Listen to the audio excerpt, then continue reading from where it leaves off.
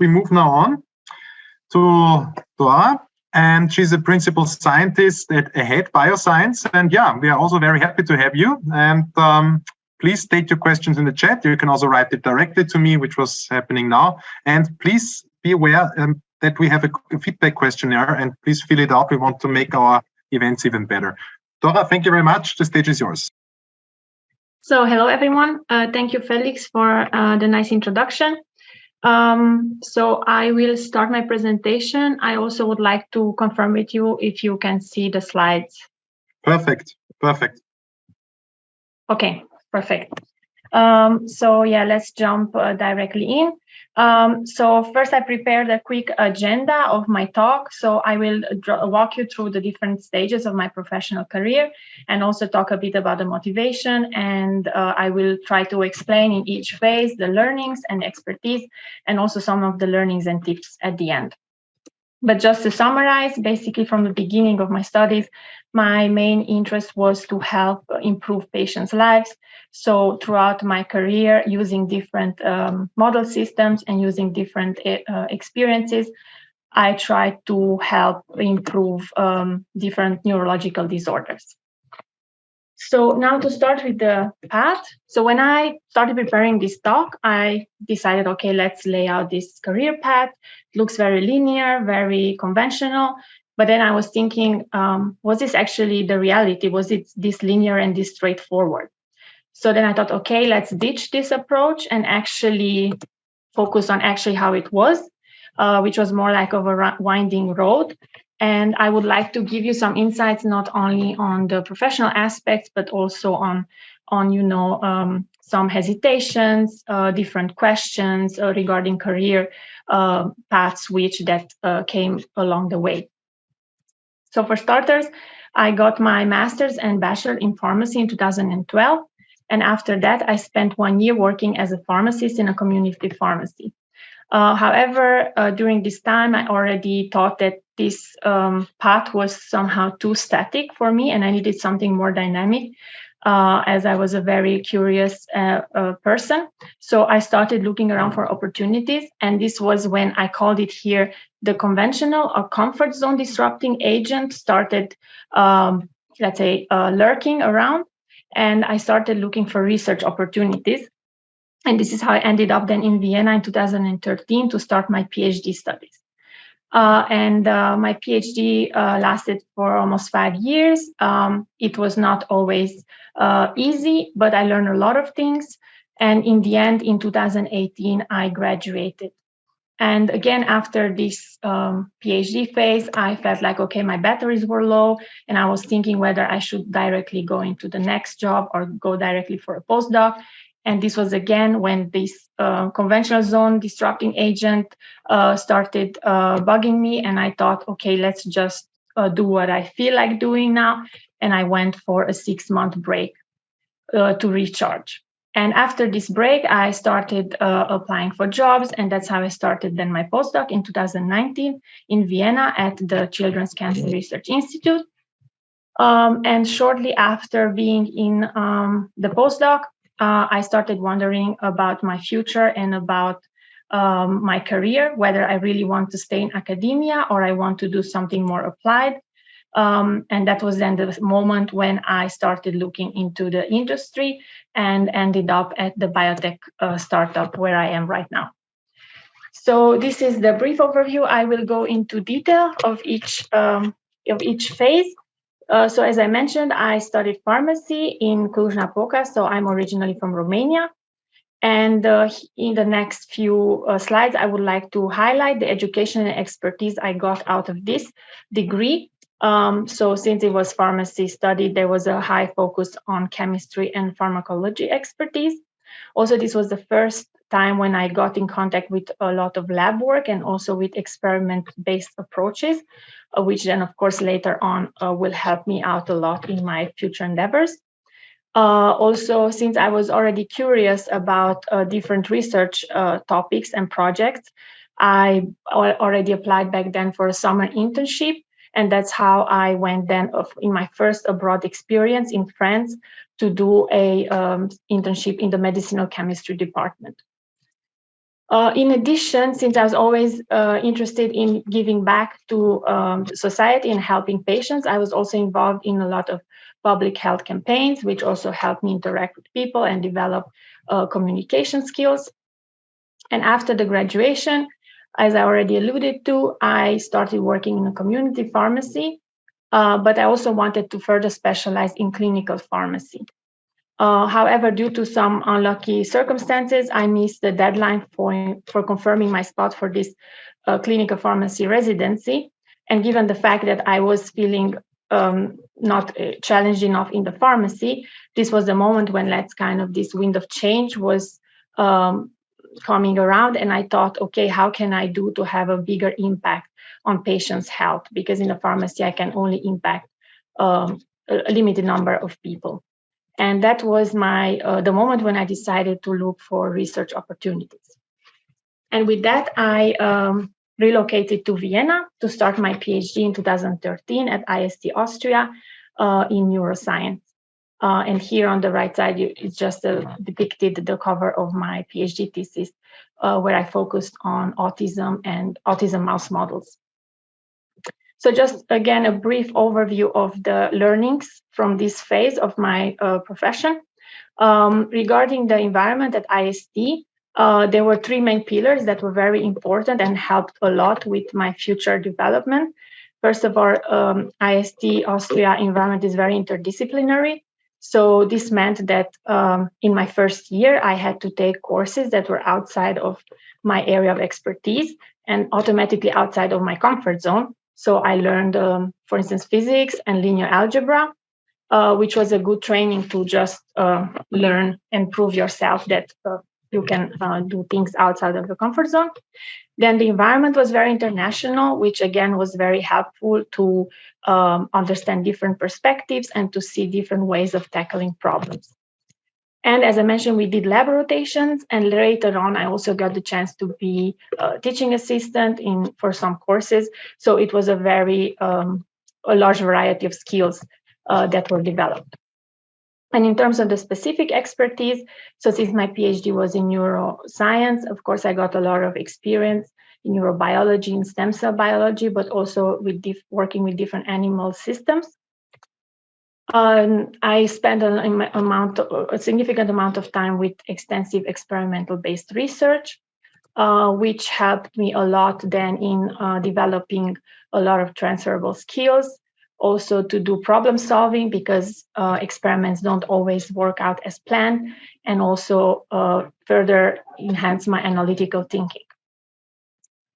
As I mentioned briefly, I also got the chance to teach students, but also supervise students in my last years of PhD, which then also opened up an avenue for different skill sets and teaching and communication. Also participated in collaborative PhD programs, such as the MOTAC program, which was actually very enriching because you got to see different projects and different points of approach to tackle different problems. And of course, I also participated in different conferences where I had poster presentations, which again helped me with my communication skills and also a lot of networking. And also, again, coming to the part of giving back, I got involved in organizing a scientific outreach event, once for a young scientist audience and also for the Science Industry Days. So as you can see, I highlighted all these activities just to enumerate some of the skills and expertise that I got out from such endeavors. And just briefly coming to the PhD project, so you understand basically my background better. So I work with a mouse model of autism spectrum disorders. And in this mouse model, the gene SSC7A5, which is a large neutral amino acid transporter at the blood-brain barrier, was basically knocked out. And this gene has been found mutating in patients with autism. So my goal was to try to understand basically the mechanism of how these mice might have a specific autistic phenotype. So I worked a lot with the molecular biology approaches, And here you can see with this mouse model, I looked at protein translation, which was decreased in these animals. I also did a lot of behavioral studies, and that's how I found that the social interaction was decreased in these animals compared to the controls, and also their motor activity was lower. And with the help of a postdoc in the lab, we also investigated neuronal network function, and this is how we found that inhibitory activity was decreased in the brain of these animals.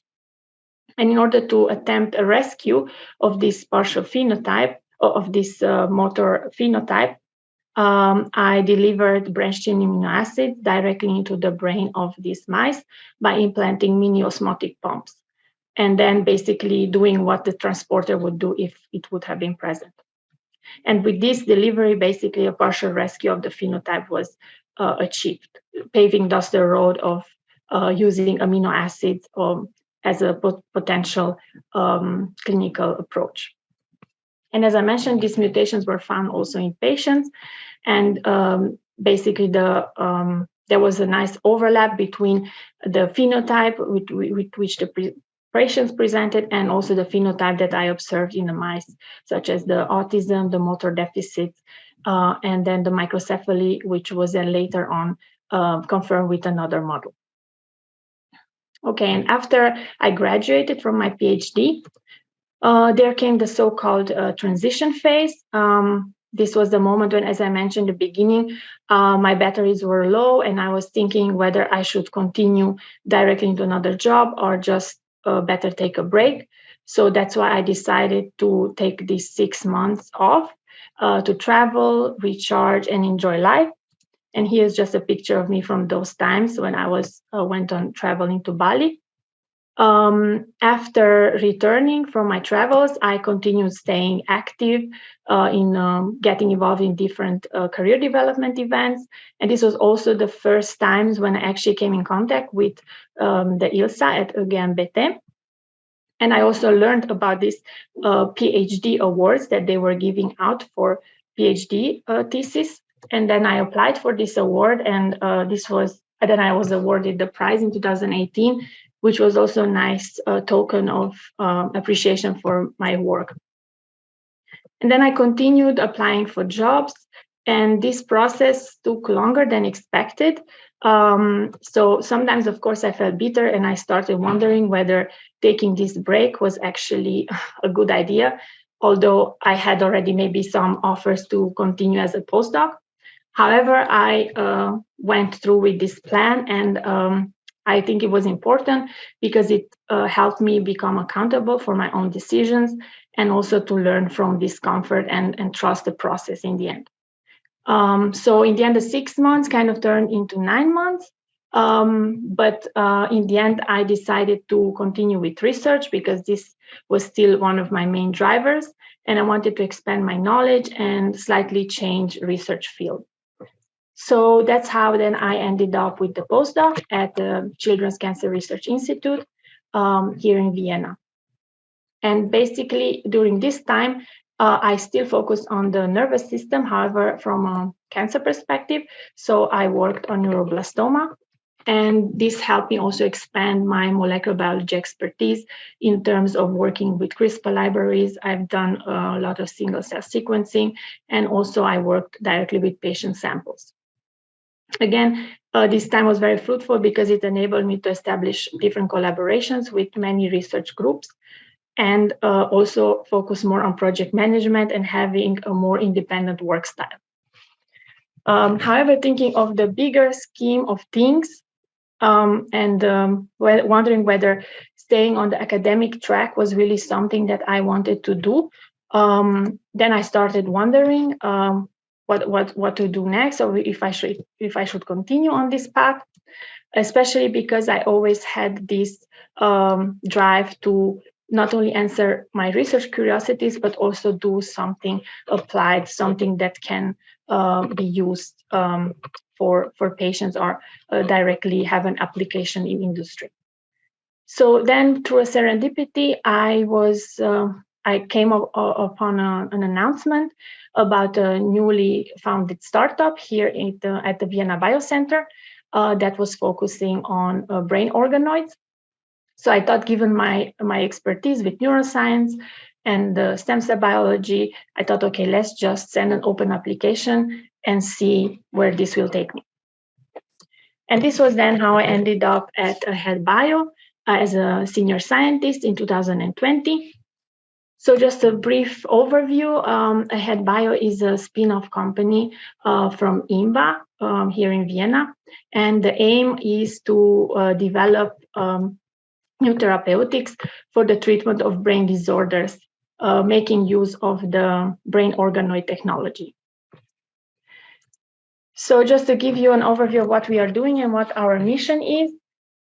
So we try to capture diseases from patients in human organoids. So what this means is that you can take blood samples or skin samples from patients, and then these samples can be reprogrammed into stem cells, so-called induced pluripotent stem cells. And then from these stem cells, basically one can derive any type of tissue, but in our case, we derive brain tissue in the so-called organoids, as you can see here in this image. And then we try to mimic then the biology of the respective patient with these brain tissues. And in order to inspect the relevance of the model and see how this translates in terms of functionality, we use network function, network activity, in order to evaluate the network in this organoid. And how we do that is that when we have the induced pluripotent stem cells, we genetically encode a optical sensor, and then this optical sensor is getting integrated into the genomic DNA. And once we generate organoids from these cells, when they reach a certain level of maturity, you can see in the video here on the right-hand side, all these flashing cells are basically neurons that are active and they are expressing this sensor. And this allows us then to evaluate the activity of the brain tissue that we developed. And coming to my responsibilities and tasks, since this is then one of the main focus points of the talk, I would like to give you an overview of what I do on a daily basis, keeping in mind that since it's a biotech startup, the environment is very dynamic, and you get to do all sorts of activities and tasks, and the responsibilities, let's say, are not fixed. So sometimes if there is a problem, you have to chime in and fix it. So definitely one important aspect of my daily work is, let's say, scientific reporting. So this can be done either internally when we have progress reports, or at a certain amount of time when we have to write reports to the funding agencies on our progress. Then I spend a fair amount of time with project writing and project management, making sure that we adhere to timelines, allocating resources, and distributing tasks. Since I'm still doing also experimental work, I also spend time doing literature review, designing experiments, trying out different protocols and optimizing protocols, and eventually also analyzing data that comes out of the experiments I have set up. Then I also participate at different scientific discussions, either internally or at seminars, or when we have different external collaborations, because this is then very important to come up with new ideas. And I also got the chance to supervise a great team of scientists, and we work together on advancing our common goal as a team, and then we can give feedback. I give feedback on ongoing projects, and we have, let's say, an open communication in terms of feedback. Then I also establish collaborations with research partners depending on the types of approaches that we have going on at the moment. And lastly, but maybe more importantly, it's the troubleshooting, because as I mentioned, it's a startup, it's a very dynamic environment. So it can be that something doesn't work out. So you have to get hands-on and try to fix it. Okay, and in terms of skill set, I try to address some of the hard and soft skills that I consider are needed for this job. Of course, none of them, let's say, is a finite skill. It's always can be done better, and it's always a work in progress. So in terms of hard skills, definitely having my background in neuroscience and also experience with stem cell biology, 3D biology, molecular biology have helped me a lot to get this job and also to be able to do the work I'm doing. Then also a series of microscopy techniques that I have learned during the PhD and then also during the postdoc were very helpful. Project management skills, which I have developed mainly during the postdoc times, were further improved during my job here. And then also biostatistics knowledge for doing data analysis and also presentation skills. I think those were some very important hard skills. And then to balance the hard skills, of course, there's the set of the soft skills, which again, as I mentioned, they are always work in progress.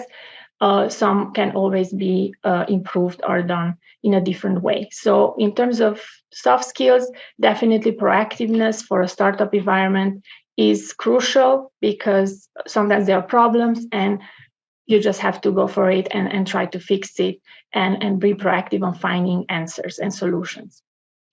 Teamwork is another very important aspect because we work collaboratively. So we have individual projects, however, the projects get intermingled. So it's very important to have trust in each other and also to contribute. Because if one of us, let's say, cannot contribute or does not contribute, then the other ones have to back that up. So we really have to have this fluid teamwork. Then adaptability, of course, because of the changing nature of the environment is very important, which comes also with accountability. As I said, if you go out and try to fix something or have a solution, then you also have to be accountable for the outcome. And then one that I really is a fine balance, let's say, between hands-on and hands-off approach, especially when it comes to supervising a team. I think this is always important to know when to give people more freedom and to allow them to experiment on their own and find solutions. But then there's also times when you have to maybe get more hands-on and take responsibility or have to make some decisions. Critical thinking, which having done a PhD and a postdoc, of course, they were there, but it can always get expanded. Don't take things for granted. Ask your own questions. Go out and experiment. I think this is very important. And of course, communication, which goes hand in hand with teamwork, maybe, but also communication with research partners, I think is very important. And in addition, I also added a few other skills that, at least for me, I think were very important also to improve in my job, but also to get to know other people. So, for instance, taking a leadership course, especially in the light of having to supervise people, this was very useful for me. And also networking with other scientists and other associations. I think we have quite some opportunities here in Vienna. So I really encourage you to try to network. There are regular events from ÖGMBT, from Austrian startups, from the Health Hub Vienna, and from LISA Vienna. So I think these are all very helpful, and you can only learn things. Okay, and for the last few minutes, a few learnings and tips that applied to me, and I would like to share with you. You can see if it fits or not. So know yourself and know your values. So for me, this is a very important aspect because as I have gone through my professional life so far and different stages of life and career, sometimes needs or desires change. And it can even happen that maybe when I set out on this path to study something, it was not even me, but maybe it was sometimes teachers or parents or society who initially set you up on a path. But it doesn't necessarily mean that you cannot switch directions or do it in your own way. So you don't have to follow, let's say, the conventional path. And that's why I think for me it was important to have a set of values, to know when to make compromises. And here I put like a funny graph about this yearning octopus, which I think we all have kind of inside of us, right? Because there's always different needs that we have, be it personal, social, moral, practical. And in different stages of our lives, we might prioritize some over the other. So I think it's good to look at this and maybe even use this tool that I offer you here to try to find out your values and maybe come back and do it again in 1 or 2 years and see what changed and what stayed the same. And then this can help you also in making your decisions in terms of career path. And the second message would be to build your path as you go. So for me, this was actually very important and liberating to know that you don't have to follow something that was laid out, let's say. And using this kind of growth hack approach, I think it's very important to experiment and sometimes take a leap and try out things, even though it might be uncomfortable sometimes or scary. But if you're a scientist, you're anyway used to doing experiments. So I think you can apply that also to your daily life. And then you can measure the outcome of these experiments and you can learn from your mistakes. And also try to focus on your own story, maybe not compare to other people, because this is also often, let's say, a source of bitterness. And then once you learn from this and accumulate these insights, then you can optimize and use second order thinking and wonder, okay, so if I do this, then what, and so on. And then you go out and you experiment again. And yes, it can feel like jumping out of the plane, which for me was the case. However, you can do any kind of other experiment, whatever floats your boat. But I think the important part is to know that you can make your way as you go. And for the take-home messages, so yes, hard skills and professional degrees are important, but I encourage you to dare giving them a personal, unconventional flair. Stay curious, proactive, and try to get comfortable with your peculiarities. So maybe if you have some weirdness or something that you think is a weakness, actually you might use that as a unique selling point. And lastly, experiment with your limits, with your beliefs. Try to welcome your own type of conventional zone disrupting agent. And also keep in mind that you have to go out there and get what you deserve. Sometimes things will not come to you just because you deserve it. So sometimes you have to go out and get it. So with that, thank you for your attention. And yes, I'm happy to take any questions. Dora, thank you very much. This was very, very nice. I'm intrigued. Also, the personal insights was very great. Very great. I got the question, what is the biggest difference between academia and now the startup in terms of doing science? Okay. Yeah, so definitely there's still a lot of research. So let's say in terms of daily work with doing experiments, this is still the same. However, there is, let's say, higher emphasis on reproducibility and robustness of processes, right? Because with academia, of course, you might repeat an experiment 3, 4, 5 times, and then you have the paper, and then that's that. But here, you really have to have a robust, reproducible process in order to go out and claim a certain, let's say, a phenotype or something. So I would say this is one of the big differences. Mm-hmm. What's in terms of over hours? Is it like more strict in your field and industry, or would you say it's also necessary and you do it a lot? Yes. So in general, with startups, there are these all-in contracts. So you have a certain number of over hours that you do, and you're kind of covered in your contract. But let's say it's like 4-5 hours a week. So it's not maybe 60 hours or 50 or something that sometimes happen during the PhD. Yes, true. You said you're still in the lab doing microscopy and so. What's the ratio lab work and being in the office approximately? So I would say it changed at the beginning, since I'm here for 3 years. Since at the beginning we were fewer people, then I would say it was maybe 60% in the lab and 40% office. Maybe now it's the opposite, because now there are more people, and then I spend maybe 60% on researching, writing reports, project management, but still I keep 40% for experimenting and trying out different protocols. How big is your company?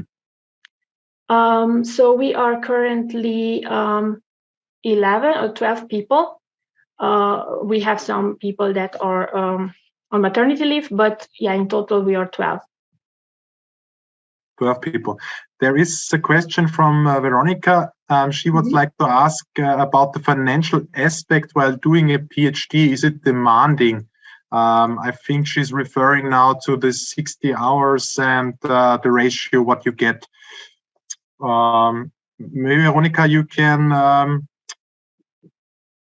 tell us if this is true. Yeah, is this the question? You can also speak up. I think this is also possible. Yes, I wanted to know how it basically works, because it's pretty time-consuming PhD, I'm sure, and maybe some advice for the future, or how it was. So in terms of financial aspect, you mean now, or? Yes. What's the question?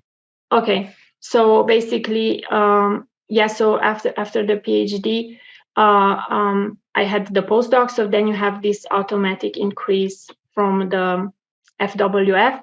I think they have these rankings for the different salaries. And then coming with this postdoc experience, then I had the same, basically at the startup, it was like continuation of the postdoc. So I stay, let's say the ranges are, even startups use those FWF ranges for the salaries based on the experience. Yeah. So I came with the postdoc experience. You said something about you have to balance hands-off, hands-on. Can you emphasize this a little bit more? I'm interested.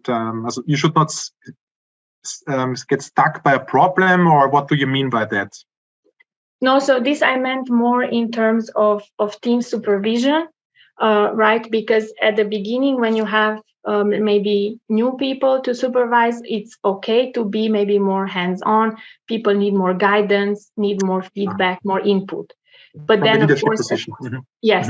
And as time goes by, then people, of course, because we're all scientists and are curious and have our own hypothesis, then people need more freedom to test out their own hypothesis. So then maybe it's more hands-off and only get feedback or discuss at a certain time, but not so often. I see. Okay. Great. Thank you very much. There are no other questions. I think there was something from Amelie. Sorry, I just see now in the chat because I opened. You got it directly. I don't know if this was answered. No, when it's a personal question for you. Okay. Sorry, I just saw it. Yes. Okay. Yeah, great. I thank the speakers very much. It was very, very great to get these insights.